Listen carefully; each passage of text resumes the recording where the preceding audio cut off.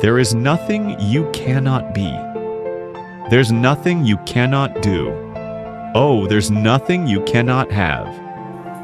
You're the most magnificent, the most remarkable, the most splendid being God has ever created. Who could reject such wondrous magnificence? But you do not know who you are. Then you think you are a great deal less. I tell you this, you are. You're a home rule maker. You set the guidelines and you decide how well you have done, how well you are doing. You are the one who decides who and what you really are, and who you want to be, and you are the only one who can assess how well you do it. All you see in your world is the outcome of your idea about it. Do you want your life to truly take off? Life will take off for you then, when you choose for it to. Make a choice, like you just decide. You have not so chosen as yet. You have procrastinated, prolonged, protracted, protested. Now it's time that you promulgated and produced what you've been promised. What is going to be, who you're going to be, how you're going to do it, just decide. Your world would not be in its present condition if you had simply listened to your experience. The result of your not listening to your experience is that you keep reliving it over and over again. You cannot resist something to which you grant no reality. The act of resisting a thing is the act of granting it life. When you resist an energy, you place it there.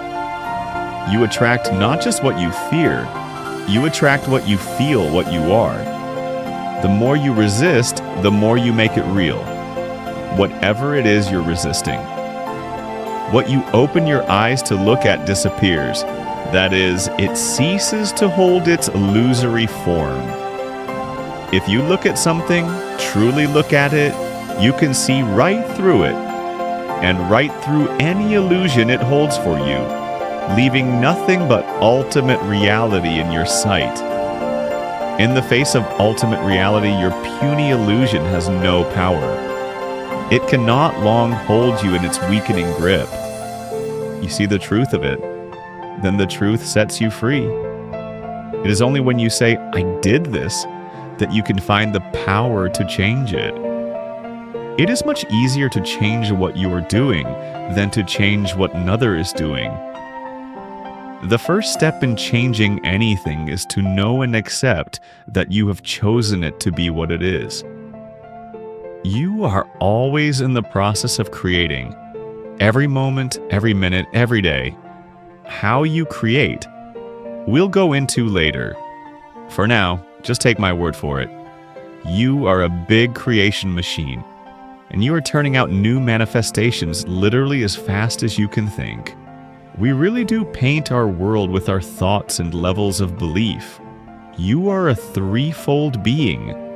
You consist of body, mind, and spirit.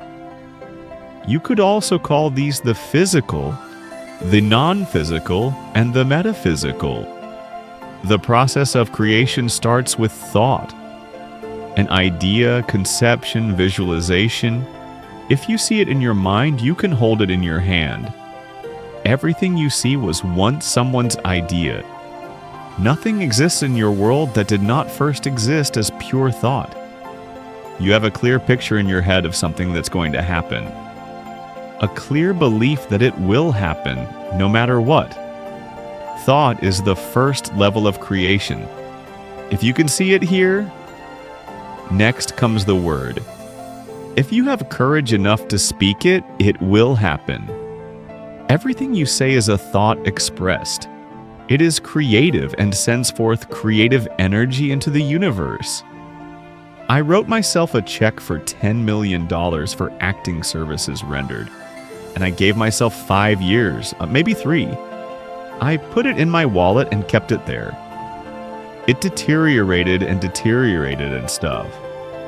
But then, just before Thanksgiving 1995, I found out that I was going to make $10 million on Dumb and Dumber.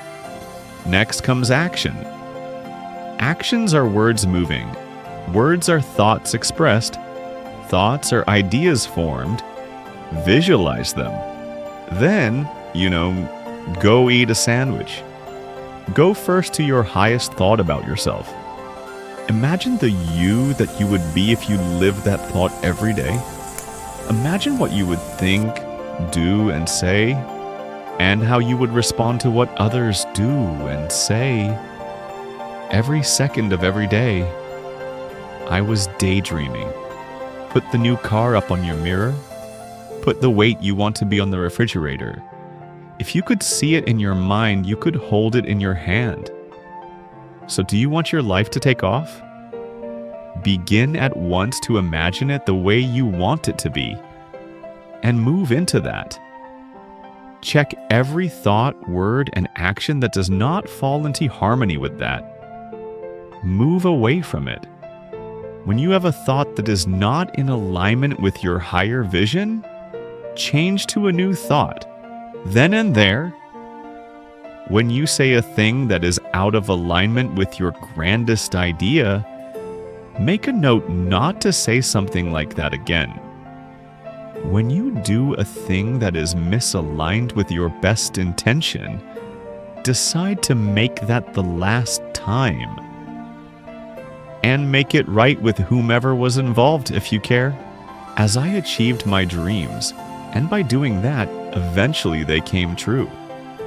This will require tremendous mental and physical effort. It will entail constant moment-to-moment monitoring of your every thought, word, and deed. It will involve continued choice-making. Consciously. This whole process is a massive move to consciousness.